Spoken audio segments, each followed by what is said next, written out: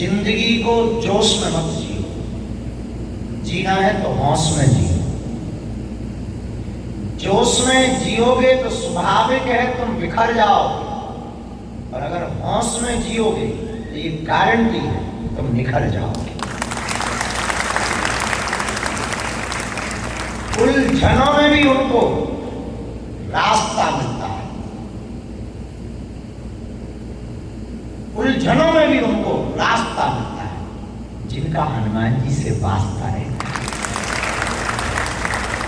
और हाँ, एक बात तो बहुत पता है कि हमसे लेकर के ही जाना कि तुम हमारे पास आए हो तो ये गारंटी नहीं है कि तुम पे विपदाएं नहीं आई, हो सकता है डबल हो जाए, पर एक गारंटी तो है हनुमान जी के पास आने की, विपदाओं से लड़ने की ताकत जरूर आ जाएगी। और विपदा आना बुरा नहीं है, विपदा का ना जाना बुरा है। तो अगर तुम हनुमान जी के हो जाओगे ये तो तय है।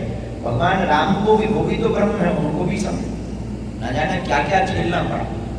और उनकी तो छोड़ो, वो तो राम है, अपन तो आम है, अपन को भी झेलना पड़ता है।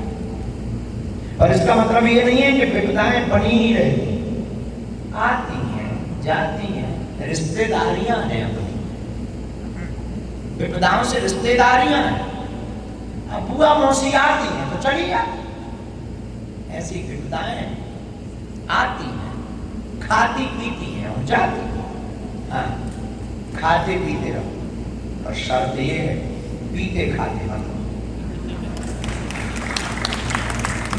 खाते पीते रहो ये तो बहुत बेहतर है, और शर्त है पीते खाते मत रहो।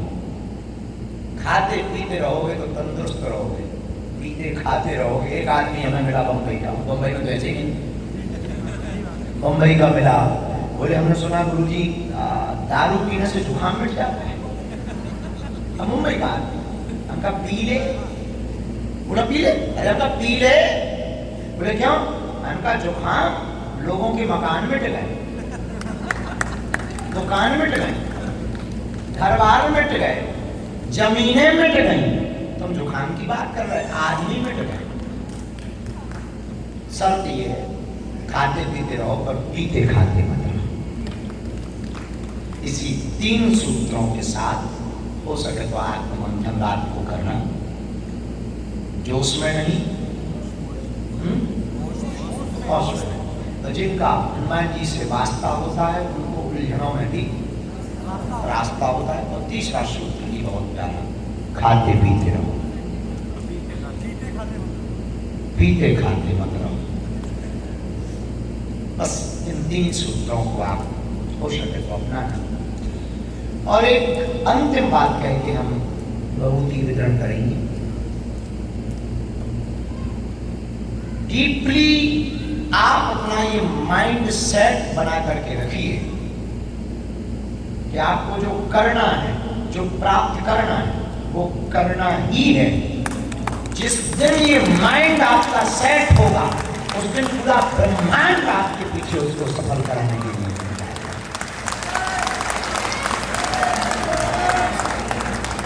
जब अमेरिका का छोटा सा बालक जन्म लेता है, मां मर जाती, पिता दूसरी शादी करता, पिता पीटता, गरीबी में जीता, मजदूरी करता, पढ़ता, चुनाव लड़ता, हार जाता, चुनाव लड़ता, हार जाता, लेकिन वो जिद नहीं छोड़ता, लड़ता, और एक दिन वो चुनाव जीतता और अब्राहम लिंकन नाम से अमेरिका का 16वां राष्ट्रपति बनता। नरेंद्र नाम का बालक विवेकानंद बनता। जॉर्ज वाशिंगटन अमेरिका का किसान घर में पैदा हुआ, बिना पढ़ा लिखा विद्यालय कभी नहीं गया, लेकिन सेना का सर्वोच्च सेनापति बनता।